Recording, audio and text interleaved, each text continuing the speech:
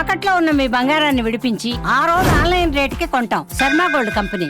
నమస్కారం అండి, సుమన్ టీవీకి స్వాగతం. నేను గీతాంజలి. ప్రస్తుతం మనతో పాటు ఉన్నారు వైదిక ఆస్ట్రాలజర్ గోనుగుంట్ల సురేష్ బాబు గురువు గారు. వారితో మాట్లాడి ఈ మార్చి 10 నుంచి గురు అనుగ్రహం అనేది ఒక 3 నెలల పాటు ద్వాదశ రాశుల వారిపైన ఏ విధంగా ఉండబోతుందో గురువు గారి మాటలో విని తెలుసుకుందాం. గురుగారు నమస్కారం అండి. గీతాంజలి గారు నమస్కారం అండి. చాలా సంతోషం మీతో మాట్లాడడం. చాన్నాళ్ళు అయిపోయింది, ఎప్పటి నుంచో అనుకున్న సమయం రావాలి దేనికైనా. అంతేనండి. గురుగారు, మరి గురువు వక్రగతి నుంచి మళ్ళీ యథాస్థానానికి వస్తున్నారు మార్చి 10వ తారీఖు నుంచి అని విన్నాము. మరి ఈ సందర్భంగా ద్వాదశ రాశుల వారికి గురువు ఎలాంటి అనుగ్రహాన్ని అందిస్తారు? ఎందుకంటే గురువు అనగానే ఎప్పుడు అనుగ్రహించే గ్రహం అని చెబుతూ ఉంటారు కాబట్టి, మరి ఆ బృహస్పతి గురువు ఎలాంటి అనుగ్రహం అందిస్తున్నారు, ఏ ఏ రాశుల వారికి ఎలా ఉండబోతుందో తెలియజేస్తారా? ఓం గం గణపతియే నమః. స్వర్ణలక్ష్మి నమస్తే అస్తు. పరబ్రహ్మ స్వరూపిణి రాజ్యం దేహి ధనం దేహి సర్వకామాంచ దేహి మే. స్వర్ణలక్ష్మి అమ్మవారు ప్రతి ఒక్కళ్ళకి పరమానందంగా ఉండే ఒక బ్రహ్మ జ్ఞానాన్ని ఇవ్వాలి. ప్రతి ఒక్కళ్ళు తమ కళ్ళతో హోలిస్టిక్గా ప్రతిదాన్ని చూడగల ఒక సామర్థ్యం మనకి ఇవ్వాలి. అలా ఇచ్చే ఒక శక్తి స్వర్ణలక్ష్మి అమ్మవారికి ఉంటుంది. ప్రతి ఒక్కళ్ళకి రాజ్యం దేహి వాళ్ళకి ప్రతి ఒక్కళ్ళకి రాజ్యం దేహి అంటే ఏంటి, వాళ్ళకి అథారిటీ, పవర్, స్టేటస్ సింబల్ ఉండాలి. ధనం దేహి, విపరీతంగా ధనం ఉండాలి. సర్వకామాంచ సిద్ధి, ప్రతి ఒక్కళ్ళకి వాళ్ళ మనసులో ఎలాంటి కోరిక కోరుకున్నా ఇమ్మీడియట్గా తక్షణం నెరవేరాలి అని చెప్పేసి స్వర్ణలక్ష్మి అమ్మవారిని. మనకు వివేకం ఉండాలి. ఏ పని చేసినా కానీ రాంగ్ డెసిషన్స్ మనం ఏది చేసుకున్నా కానీ 10 ఏళ్ల తర్వాత 15 తర్వాత అయ్యో ఆ భూమి కొన్నాను రాంగ్ డెసిషన్ ఇప్పుడు రియలైజ్ అవుతూ ఉంటాం. అలా రాంగ్ డెసిషన్ చేసుకోకుండా ఇంటెలిజెన్స్, బుద్ధి మనకు ఉండాలి. కాబట్టి గణపతి మనకు అది ఇవ్వాలి. ఈ 2 ఉంటే చాలు. వివేక వైరాగ్యం ఉంటే లైఫ్ అంతా హ్యాపీ అంట ఆది శంకరాచార్య చెప్తూ ఉంటారు. ఇందులో మీరు అడిగిన విధంగా గురువుని గురించి చాలా ఇంపార్టెంట్ అండి. గురువు బ్రహ్మ, గురువు విష్ణు అంటారు. అంటే మనకున్న ఎన్నో జన్మల కర్మల మొత్తాన్ని కరిగించి ప్యూరిఫై చేసి సన్మార్గంలో పెట్టే ఒకే ఒక్క శక్తి గురువుకు ఉంటుందండి. అందుకనే ఆయనకి బ్రహ్మ విష్ణువు కంటే కూడా ఇంకా పెద్ద అని చెప్తూ ఉంటారు అనమాట. మనం లలిత సహస్రనామం చూసుకున్నా, లేదంటే విష్ణు సహస్రనామం చూసుకున్నా, ఎలాంటి స్తోత్రాలు చూసుకున్నా కానీ, ఎలాంటి పెద్ద పెద్ద హోమాలు చేసినా కానీ ముందు గురువుకి ప్రార్థన చేయకుండా ఏది చేసినా కానీ అది కలవదు. గురువుకి నమస్కారం చేయకుండా వెళ్ళినందుకు ఇంద్రుడికి ఇంద్ర పదవి పోయింది, బ్రహ్మపాతం చుట్టుకొని ఇంకా మళ్ళీ ఆయన స్వర్గం రాలేదు. ఆ తర్వాత అది ఇంకా డిఫరెంట్ స్టోరీ. వాళ్ళ వైఫ్ అదంతా మళ్ళీ గురువు దగ్గరికి వెళ్ళేసి అది పెద్ద ప్రొసీజర్ అనమాట. అంత పెద్ద శక్తి ఉంటుంది ఆ గురువుకి. చూడటానికి చాలా సింపుల్ గా ఓకే లోన్ ఏదో సంధ్యావందనం చేసుకుంటా మంత్రాలు చదువుకుంటా ఏదో లాగా ఉంటుంటారు అనమాట.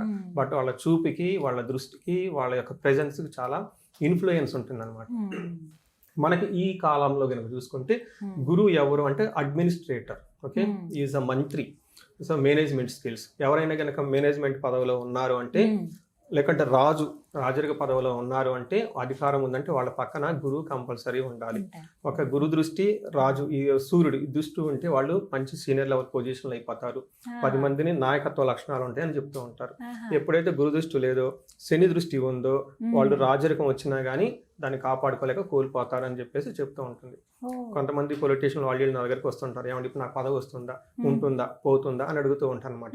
ఈ కాంబినేషన్ మనం చూసేది. So Guru is the well protector అండి. సో మనకి గురువు ఏం చేస్తారు?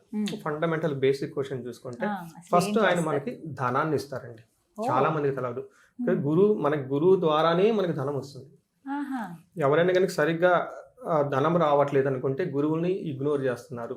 అందుకని గురు సేవ చేసుకుంటే, శుశ్రూష చేసుకుంటే నిదానంగా ధనం వస్తుంది. తర్వాత సంతానం, తర్వాత జ్ఞానం, తర్వాత ఇలా అన్ని అనమాట. వేదిక నాలెడ్జ్, భక్తి, ఆధ్యాత్మికత, ధర్మచింతన ఇవన్నీ గురువు ద్వారా వస్తూ ఉంటాయి అనమాట. అందుకని ఈ గురువు సరిగా ఉంటే అన్ని సన్మార్గంలో ఉంటుంది. లక్ష్మీదేవి కూడా గురువుని ఫాలో అవుతూ ఉంటుంది అనమాట. ఎందుకంటే ధర్మాన్ని కాపాడతాడు కాబట్టి. ఏది ధర్మం ఏది అధర్మం అని మనకు ఎలా తెలుస్తుంది? ఎవరో ఒకరు చెప్పాలి కదా. ఆ సోర్స్ గురువు అనమాట. అందుకని చెప్పేసి లక్ష్మీదేవి వాళ్ళ అన్నగారు శుక్రాచార్యుడు కూడా గురువే ఆయన. అందుకని చెప్పేసి జ్ఞానము ఎక్కడ ఉంటుందో, ధర్మం ఎక్కడ ఉంటుందో లక్ష్మీదేవి వాళ్ళని ఫాలో అవుతుంటుంది అని చెప్తూ ఉంటారు. సో ఈ సందర్భంగా గురువు మొన్నటిదాకా రివర్స్ వెళ్ళిపోవటంతో దాని యొక్క ఇంపాక్ట్ 12 రాశులకి ఏంటి, ఇప్పుడు మరలా సన్మార్గంలో రుజు మార్గంలో రావడంతో వాళ్ళ యొక్క ఇంపాక్ట్ ఏంటి 12 రాశులకు చూద్దాం. తప్పకుండా. గురుగారు, కన్యా రాశి వారిపైన గురు ప్రభావం ఎలా ఉండబోతోంది ఈ మార్చి 10వ తారీఖు నుంచి? అంటే అనుగ్రహిస్తాడా, లేకపోతే ఇంకా ఏమైనా ప్రభావాలు చెడుగా ఏమన్నా ఉండబోతున్నాయా? చెడా మంచా ఇవి కూడా మాట్లాడుకుందాం. సో లాస్ట్ 3 months నుంచి గురువుకి వీళ్ళకి చాలా రిలాక్సేషన్ ఉందండి. చాలా విషయాలు చాలా పాజిటివ్గా ఉంది. ఈ వక్రగతి అంటారు కదండి, ఇది వీళ్ళకి చాలా మంచి జరిగిందని చెప్పుకోవచ్చు. వక్రగతిలోనే మంచి జరిగింది వీళ్ళకి. ఎందుకంటే రైట్ నో ఉన్న గురువు పొజిషన్ వీళ్ళకి ఉద్యోగంలో బాగా ఒత్తిడి ఉండే అవకాశం ఎక్కువగా ఉంటుంది, డైరెక్షన్ లెస్ గా ఉండే అవకాశం ఎక్కువగా ఉంది రైట్ నో. అయితే ఈయన వక్రగతితో ఉండటంతో ఈ 3-4 months ఏదైతే ఈ టైంలో వాళ్ళకి ఒక మంచి డైరెక్షన్ రావటం, ఒక స్థిరత్వం రావటం, ఇవంతా చాలా పాజిటివ్ ఉందన్నమాట. మరి ఇప్పుడు గురువు మళ్ళీ నార్మల్ అవుతున్నారు కాబట్టి వచ్చే ఒక 3 months వరకు మనకి ఇప్పుడు మార్చి నుంచి జూన్ వరకు ఈ 3 months వరకు గురువు యొక్క ప్రభావం వీళ్ళకి ఎలా ఉండబోతుందంటే, మనకి సంస్కృతంలో మహర్షులు రాశారనమాట గ్రంథాల్లో. ఏమని రాశారంటే ధాన్య నాశో ధనచ్ఛేదం వృధా సంచారణం భయం అని చెప్తారు. అంటే వీళ్ళకి ధాన్యం అనుకున్నంతగా రాదు, ధనం వస్తుంది విపరీతంగా ఖర్చు అయిపోతూ ఉంటుంది, వృధా సంచారణం అంటే పర్పస్ లేకుండా అటు ఇటు తిరుగుతూ ఉంటారు, ఏం చేయాలో అన్నది క్లారిటీ ఉండదు, ఎందుకంటే చేస్తున్న పనిలో సరిగా రిజల్ట్ ఉండదు, ఫ్యూచర్ ఎలా ఉంటుంది అర్థం కాదు, అంటే కన్ఫ్యూజన్ లో ఉంటారు, ఎందుకంటే గురువు యొక్క కృప వీళ్ళకి సరిగా లేదు కాబట్టి. అంతేకాకుండా స్వజనైర్ దోషణం, వీళ్ళ కింద పని చేస్తున్న వాళ్ళు వీళ్ళ చుట్టూ ఉన్న వాళ్ళే వీళ్ళని దూషిస్తూ ఉంటారు. ఈ పని ఎందుకు చేస్తున్నావు, ఆ పని ఎందుకు చేస్తున్నావు, అసలు నిన్న మొన్నదాకా బాగున్నావు, ఇప్పుడు ఇలాంటి డెసిషన్స్ ఎందుకు తీసుకుంటున్నావు, బాధలు ఎందుకు పడాల్సి వస్తుంది అంటూ ఉంటారు అనమాట. అంతేకాకుండా దశమస్థ యథా గురువు అంటారు, అంటే 10వ స్థానంలో గురువు అలా ఉంటే ప్రొఫెషన్ మ్యాటర్స్ లో వాళ్ళకి డైరెక్షన్ లాగా ఉంటుంది అని చెప్తూ ఉంటారు. మనకి పురాణాల్లో ఒక స్టోరీ ఉంది దీనికి సంబంధించి. శివుడు బ్రహ్మహత్య చేయటంతో ఆ బ్రహ్మ యొక్క శిరస్సు తన చిటికిని వేలికి అతుక్కుంటుంది. అటు కైలాసం వెళ్ళటానికి ఇష్టం లేక ఏం చేయాలో తెలవక కాశీ వీధుల్లో తిరుగుతూ భిక్షం ఎత్తుకుంటూ ఉంటాడండి. ఆ టైంలో ఆయన పేరు బలం ప్రకారం చూసుకుంటే శివుడికి 10వ స్థానంలో గురువు ఉండటం వల్ల ఇది జరిగింది అని చెప్తారు. ఆయన చేయాల్సిన పని ఏంటి, కైలాసంలో కూర్చోవాలి, అంతే కదండి.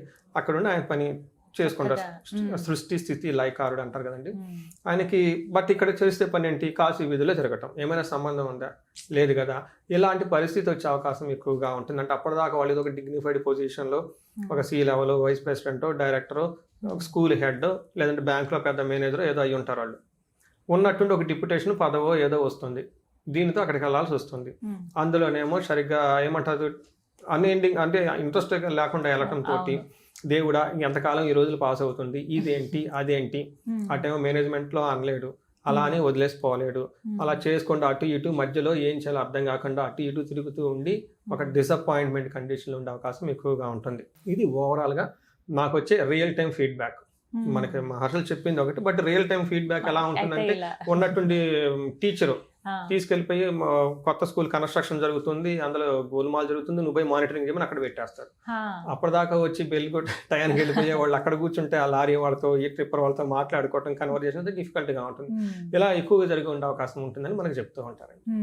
ఇలాంటి ఎదుర్కొంటారన్నమాట. మరి మీరేమైనా పరిహారం చేసుకుంటే కాస్త కుదుటపడే అవకాశం ఉందంటారా? ఇంకా ఖచ్చితంగా అండి. వీళ్ళకి ఫస్ట్ ఏం చేయాలంటేనండి ఎల్లో కలర్ దుస్తులు ఎక్కువ వాడుతూ ఉండాలి. గురుకి మనకి వీళ్ళకి మేధా దక్షిణామూర్తి స్తోత్రం అని ఉంటుంది, ఇది చదువుతూ ఉండాలి. ఇంతే కాకుండా ఒక్కసారి వీళ్ళకి గురువుకి సంపూర్ణ శాంతి పూజలు అని ఉంటుందండి. బేసికల్గా ఇది ఎక్కడ చేస్తారంటే మనకి ఎక్కడ ఎవరి పురోహితుల దగ్గరికి వెళ్ళినా కానీ చేస్తూ ఉంటారు. బట్ ఇది కాకుండా గుంటూరు దగ్గర కోటప్పకొండ అని ఉందండి, చాలా మంది తెలిసే ఉంటుంది. అక్కడ దక్షిణామూర్తి అవతారంగా కొండ మీద ఉన్న ఏకైక గుడి ఉంది, అది ఒక్కటేనండి. అక్కడ మనకి అరుణాచలం లాగా గిరి ప్రదక్షిణ చేస్తూ ఉంటారు, చిన్న ఆశ్రమాలు కూడా చాలా ఉంటాయండి, చాలా పీస్ఫుల్, చాలా బ్యూటిఫుల్ గా, పొల్యూషన్ ఫ్రీ ప్లేస్ అనమాట. అక్కడ దేవస్థానం వాళ్ళే చాలా చాలా వెరీ వెరీ నామినల్ ఖర్చుతో ప్రతి గురువారం దక్షిణామూర్తి హోమం చేస్తారు, గురు హోమం చేస్తారు. గురువుకి ఎక్స్క్లూజివ్ గా హోమం చేసే టెంపుల్ ఏంటంటే అదొకటే, కోటప్పకొండ చేస్తారు, ఇంకెక్కడ చేయరండి. ప్రతి గురువారం ఉంటుంది, ఎప్పటి నుంచో చేస్తూ ఉన్నారు అది. అలా ఎక్స్క్లూజివ్ గా గురువుకి అలా కొన్ని సంవత్సరాల నుంచి నిరాటకంగా చేస్తున్న గుడి ఏది ఉందంటే అక్కడేనండి. అక్కడ క్షేత్ర బలం అంటారు కదండి, చాలా పవర్ ఉంటుంది అక్కడ. ఒక రోజు కాదండి, ఎప్పటి నుంచో ఆ మంత్రం చదివి అక్కడ నేను చాలా మంది అక్కడికే పంపిస్తూ ఉంటానండి. అక్కడ కనుక వెళ్ళిపోయేసి కూర్చొని చక్కగా ఆ హోమం అంతా చేపించేసుకొని, వీలైతే ఆ కొండ మీద అకామిడేషన్ ఉంటుంది, బట్ కింద చిన్న చిన్న ఆశ్రమాలు చాలా ఉన్నాయండి, బాగుంటాయి. ఆ ఆశ్రమాల్లో చక్కగా స్టే చేయగలిగితే, గిరి ప్రదర్శన చేయగలిగితే ఈ రాశి వాళ్ళకి చాలా చాలా బాగుంటుంది. మేనేజ్మెంట్ పవర్ వస్తుంది. సో ఇది నిజంగా ఇది కొత్త విషయం. ఖచ్చితంగా నేను ఇప్పటివరకు వెళ్ళలేదండి, దర్శనం చేసుకునే అవకాశం దొరుకుతుందని భావిస్తున్నాను శివయ్య పిలుపు కోసం. కానీ ఇదైతే ప్రతి గురువారం చేస్తారు కాబట్టి ప్రతి గురువు ఈ సంవత్సరం వరకు సుమారుగా కదండి, లేకపోతే ఒక 3 నెలల లోపు ఒకసారి వెళ్ళొచ్చినా మంచిదే. ఖచ్చితంగా అండి. నేర్చుకుంటే ఈ జూన్ గురువు వరకు. చాలా అంటే ప్రొఫెషన్ లో మంచి స్ట్రాంగ్ గా ఉంటారు వీళ్ళు. చక్కగా వివరించారు. ధన్యవాదాలు గురుగారు. ధన్యవాదాలు.